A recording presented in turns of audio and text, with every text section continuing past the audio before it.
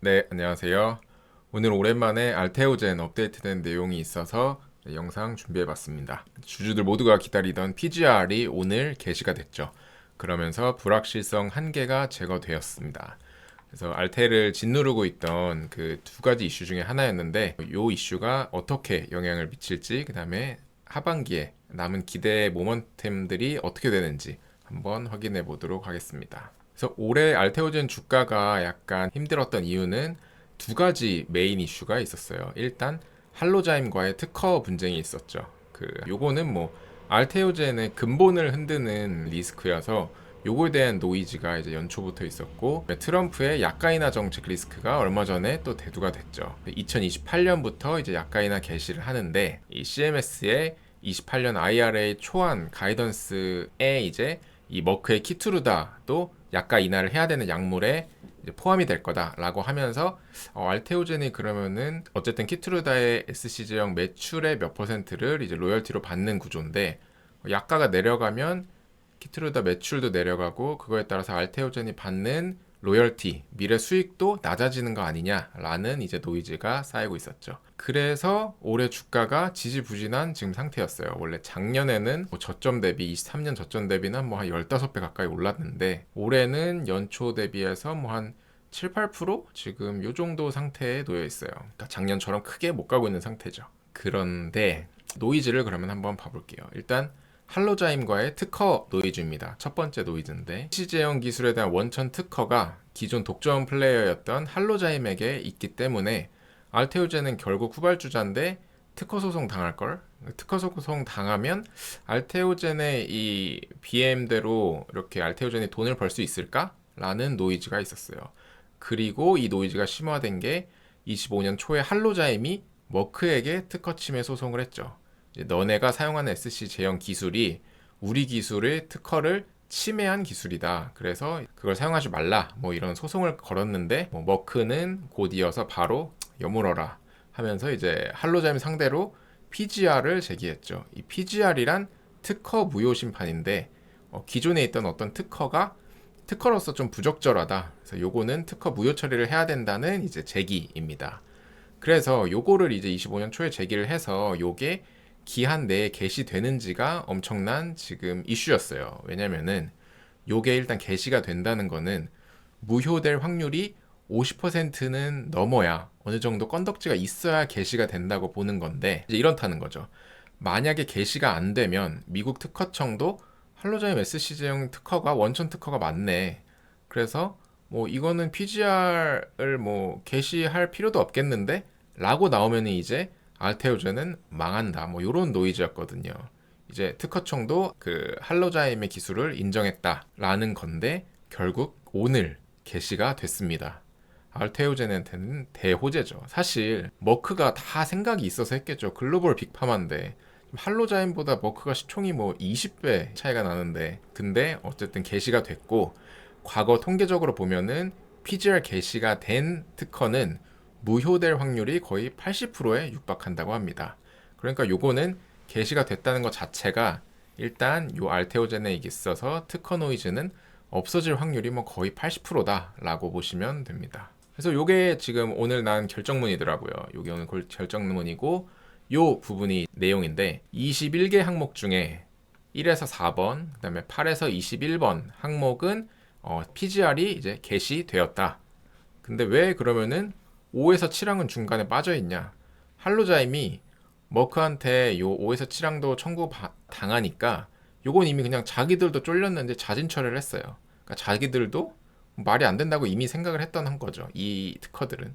그래서 머크가 제기한 모든 항목들은 지금 다 게시가 되고 있는 상황이라고 보면 되고, 추가적으로 좀 더 있는데 나머지 항들도 차차 게시가 될 거라고 지금 시장은 기대를 하고 있습니다. 그래서 이 특허 문제에 대해서 노이즈에 조금 민감한 주주들은 그러니까 요것만 봐도 돼요. 그러니까 크게 보면 돼요. 할로자임이 계약한 이력을 보면은 06년부터 21년까지 이런 파마들이랑 이제 계약을 해왔죠.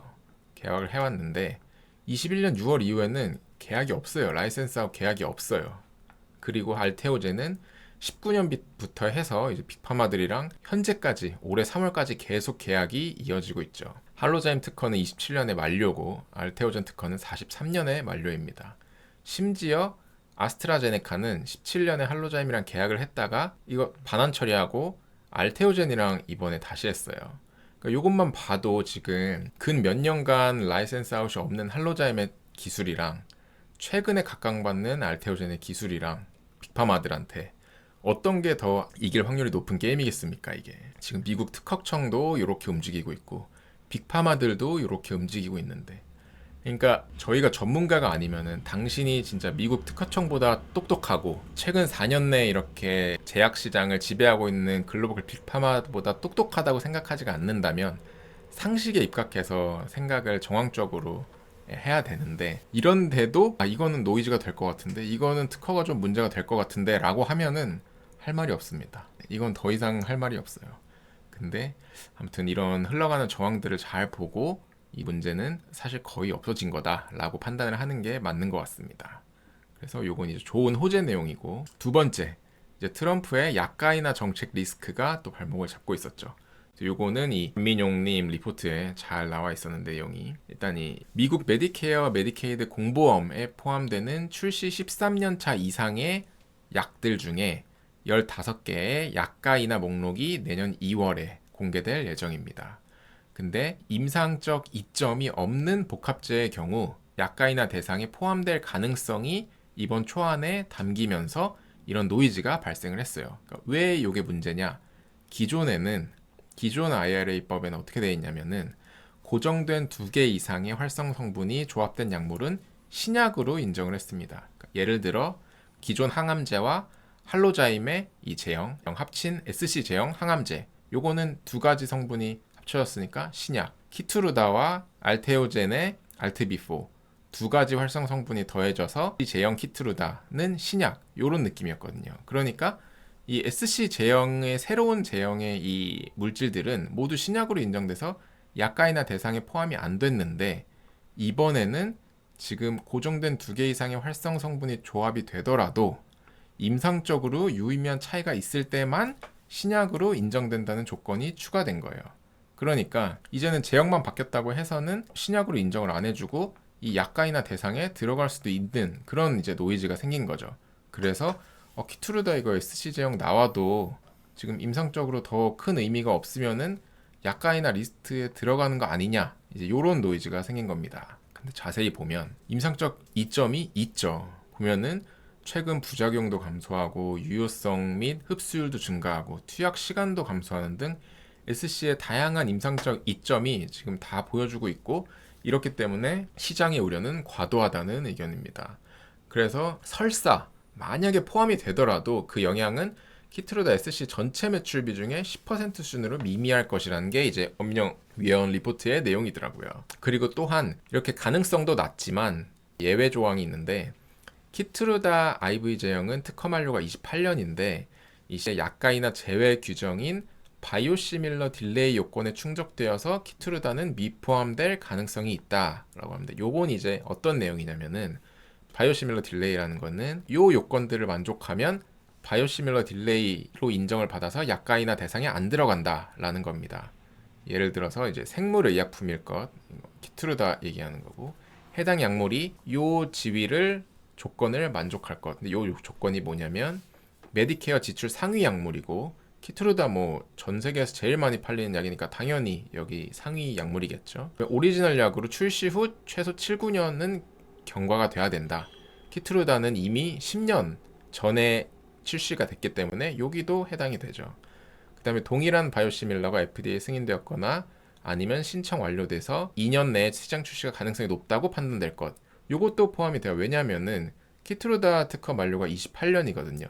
그래서 28년에 맞춰서 지금 바이오시밀러들이 엄청나게 개발이 되고 있거든요. 그렇기 때문에 28년이 되면은 키트루다는 바이오시밀러들이 엄청나게 진입할 거기 때문에 이 조건에도 지금 해당이 되죠. 그래서 키트루다는 이 조건에 어차피 해당이 되기 때문에 약가이나 대상에 포함이 안 될 거다라는 의견도 있습니다. 그래서 어쨌든 이 조항은 지금 확정된 건 아니고 연말에 확정본이 나오고 그다음에 내년 2월에 어떤 약들이 여기 확정본에 포함이 되는지 발표가 되고, 실제 그 약들의 인하 적용은 28년부터예요. 그러니까 아직도 한참 남은 얘기고 아직 확정적인 얘기도 아니니까 그렇게 여기에 몰입해서 리스크를 미리 선제적으로 많이 이렇게 주가에 반영할 필요는 없다. 이제 노이즈에 가깝다는 거죠. 그래서 엄민영 위원 이걸 너무 잘 정리가 되어 있는데 간단히만 말씀을 드리면 이거예요. 이게 어쨌든 약가인하에 미포함된다면은 아무 뭐 이슈가 없어요. 그냥 기존대로 쭉 28년까지 SC 제형이 50% 전환돼서 잘 판매할 거고, 만약에 약가인하에 포함이 된다고 해도 이게 모든 키트로 다 매출에 적용이 되는 게 아니라 이 미국의 요 공보험으로 팔리는 키트루다에 대해서만 그 약가인하가 적용이 되는 거거든요. 그러면 그게 이제 뭐 몇 프로밖에 안 되고 요거에서 또 전환율 몇 프로 이렇게 하면 어쨌든 뭐 10% 정도밖에, 로열티의 10% 정도 감소 수준밖에 영향을 안 미쳐서 굉장히 미미하다는 거죠. 그래서 너무 지나친 노이즈다라는 겁니다. 그래서 이 두 가지 시장 노이즈에 대한 총평은 이래요. 올해 상반기에 두 개의 큰 노이즈, 이 특허 이슈랑 방금 말씀드린 IRA 약가 이슈로 주가가 잠시 쉬어가고 있는 구간인데, 첫 번째 특허 이슈는 오늘 PGR 게시로 게임이 거의 끝났죠. 저물어 가는 이슈고 이거는 앞으로도 영향력이 이제 거의 계속 줄어들 거예요. 요거는 이제 신경을 안 써도 될 것 같고, 두 번째 이슈 IRA 약가 인하 이슈도 현재가 불확실성이 정점이지 곰곰이 상식적으로 생각해 보면은 약가 인하 대상이 안 될 확률이 더 높고 현재보다 리스크도 완화될 확률이 더 높죠. 그러니까 앞서도 말씀드렸지만 방구석에 있는 당신이 뭔가 글로벌 빅파마보다 그 다음에 미국 특허청보다 더 똑똑하고 권위 있는 전문가가 아니라면 항상 바이오 투자자들은 이 정황적 근거 그 다음에 상식에 입각해서 베팅을 하는 게 맞는 것 같아요. 너 혼자 엄청난 걸 발견해가지고 세상 사람들이 다 틀리고 너 혼자 엄청난 그런 리스크를 진실을 알아냈다는 식의 이상한 거에 꽂혀서 역선택을 하지 말라는 거죠. 그러니까 그냥 역사적으로 흘러가듯 상식적으로 생각을 해서 베팅을 하면은 될 것 같아요. 그래서 시장 노이즈에 대한 평은 이렇고, 마지막으로 하반기에 이제 다가올 기대감이 있죠. 또 알테오덴 본업에. 그래서 지금 하반기 기술 수출 기대감이 최소 두 건이 있습니다. 근데 알테오젠의 기술 수출은 왜 기대를 해야 되냐면, 일단 알테오젠은 기술 수출이 터지면 무조건 조단위예요. 일단 빵이 크기 때문에 관심을 가져야 됩니다. 왜냐하면 SC 제형으로 하려면은 임상 비용도 감당해야 되고 그다음에 알테오젠에게 로열티도 지불하면서까지 본인들의 매출을 바이오시밀러로부터 지켜내야 되는 의약품이 알테오젠의 고객일 거잖아요. 근데 그러려면은 기본적으로 글로벌에서 이미 몇 조씩 파는 또는 몇 조씩 팔 거라고 기대가 되는 블록버스터 의약품일 수밖에 없거든요. 알테오젠에 찾아오는 고객들은. 그렇기 때문에 기술 수출이 뭐 무조건 뭐 몇 조일 수밖에 없어요. 일단 터지면. 근데 이게 최근에 지난주인가 알테오젠 부사장이 인터뷰한 내용이죠. MTA 물질 이전 계약서를 체결하려고 하는 회사가 거의 10군데가 좀 못 미칩니다. 지금 많은 회사들과 논의를 하고 있습니다. 파이낸스 쪽하고 IP의 권리나 이런 거 굉장히 좀 굵직굵직하게 보는 그런 조건들이 이미 체결된 곳도 있습니다. 파이낸스 쪽이 계약에서 뭐를 의미하겠어요? 에로겠죠. 에로 조건이겠죠. 뭐 마일스톤, 로열티 이런 게 파이낸스 조건 아니겠어요? 이런 거 지금 이미 조건이 다 잡힌 데도 있다. 뭐 이런 거 그럼 금방 이제 공시 나겠죠. 알테오젠은 그리고 한다면은 하는 회사잖아요. 여태까지 보여준 발자취가. 그러니까 이런 거 그러면 신경 써서 좀 기대를 해야죠. 그리고 이제 ADC랑 비만약까지 SC 제형 적용이 지금 막 계속 논의가 되고 있다, 거래처들이랑. 그리고 알테오젠도 말하죠. 각각이 약가 인하 대상이 되더라도 두 가지를 합했을 때는 새로운 약으로 보기 때문에 약가 인하 대상이 아니다라는 게 기본 원칙입니다. 앞서 설명드린 거죠. 그래서 알테오젠의 이런 기술 수출 기대감도 저희가 이제 조금씩 관심을 가져야 될 때가 왔고, 일단 그 다음에 알테오젠 역사의 대전환점이 이제 코앞으로 다가오고 있습니다. 알테오젠 SC 제형 FDA 승인 예정일이 9월 23일이죠. 그 다음에 미국 출시일이 바로 일주일 뒤인 10월 1일입니다. 그러면 25년 4분기부터는 숫자가 찍히는 바이오텍으로 변모합니다. 여태까지 수도 없이 말했던 K바이오 역사상 최대 규모의 마일스톤, 로열티, 키트루다 전 세계에서 가장 많이 팔리는 약이라 그랬죠.